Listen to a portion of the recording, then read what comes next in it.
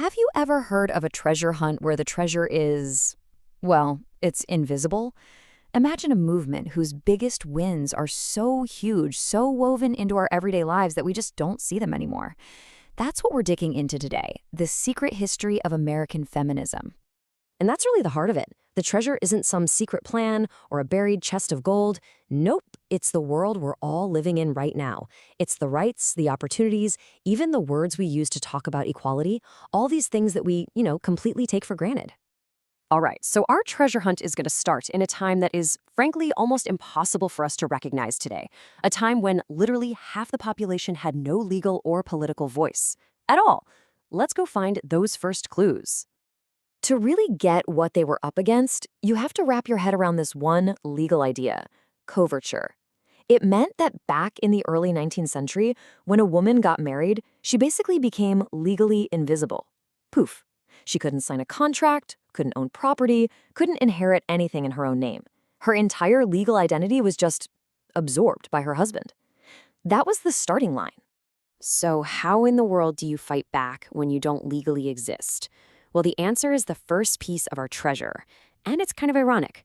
Women learned how to become activists by fighting for other people.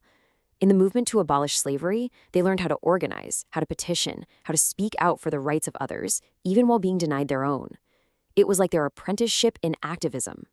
The real spark, though, came from a moment of total frustration.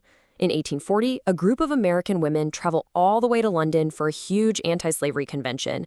They get there and they're told, sorry, you can't be seated because you're women. That feeling of exclusion lit a fire. And just 8 years later, some of those same women, like Elizabeth Cady Stanton and Lucretia Mott, organized the Seneca Falls Convention, the first ever convention for women's rights. And what came out of Seneca Falls was another piece of the treasure, a totally brilliant template for the future, the Declaration of Sentiments. They took the Declaration of Independence and just rewrote it. We hold these truths to be self-evident, that all men and women are created equal. It was a stroke of genius. It reframed the whole fight, not as asking for some special favor, but as demanding the basic human rights that the American Revolution had promised everyone. Okay, so after decades of fighting, women finally won the right to vote in 1920. Huge victory. But after that, the movement kind of went quiet for a while, at least publicly. So let's fast forward to the middle of the 20th century, because we are about to hit the motherlode of our treasure. So after World War II, you had this ideal of the perfect suburban housewife.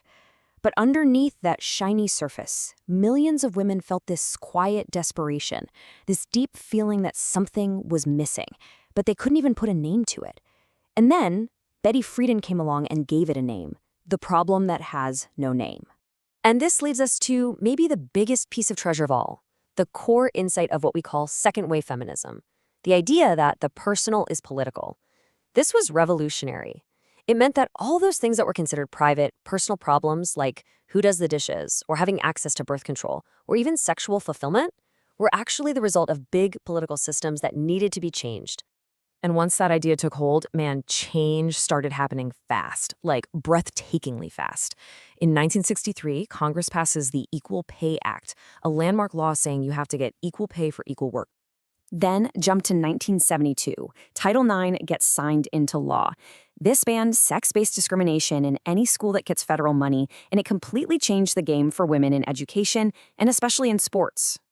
And then, 1974. The Equal Credit Opportunity Act. You know, before this law, a bank could just say no to an unmarried woman who wanted a credit card, or they could make her get her husband's signature to get a loan. This law made that illegal. And here it is. This is the motherlode. Just look at this list. This isn't just a collection of laws, okay?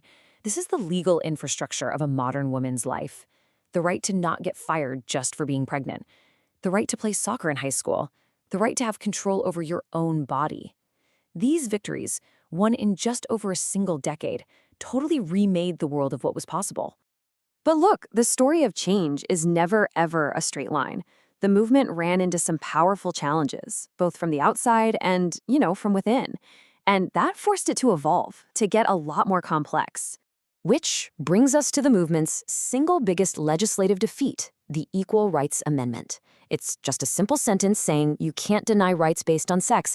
It really looked like it was going to pass in the 70s. So, What happened? Well, a really powerful counter-movement led by Phyllis Schlafly made the case that the ERA was actually an attack on the traditional family. They argued it would lead to things like gender-neutral bathrooms and women getting drafted into the army. And those arguments worked. By the deadline, the ERA was 3 states short of becoming law. It was a really stinging defeat.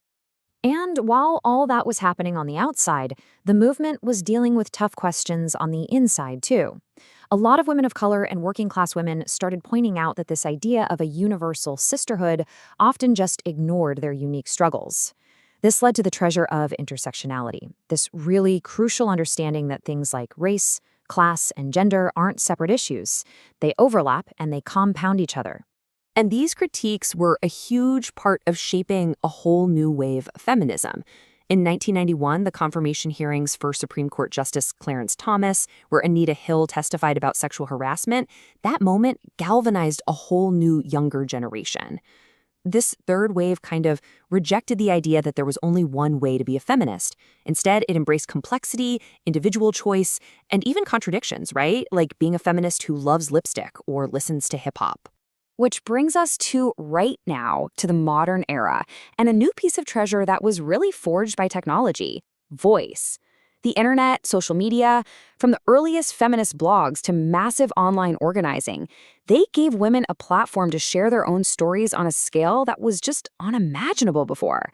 And this all culminated in the #MeToo movement, which showed the incredible power of millions of individual voices all speaking up at once against harassment and abuse. So the treasure, it turns out, is the world all around us. It's the laws, the cultural changes, the way we even think and talk. But the quest isn't over, not by a long shot. The work is unfinished. Yeah, this timeline really tells the story in stark terms, doesn't it?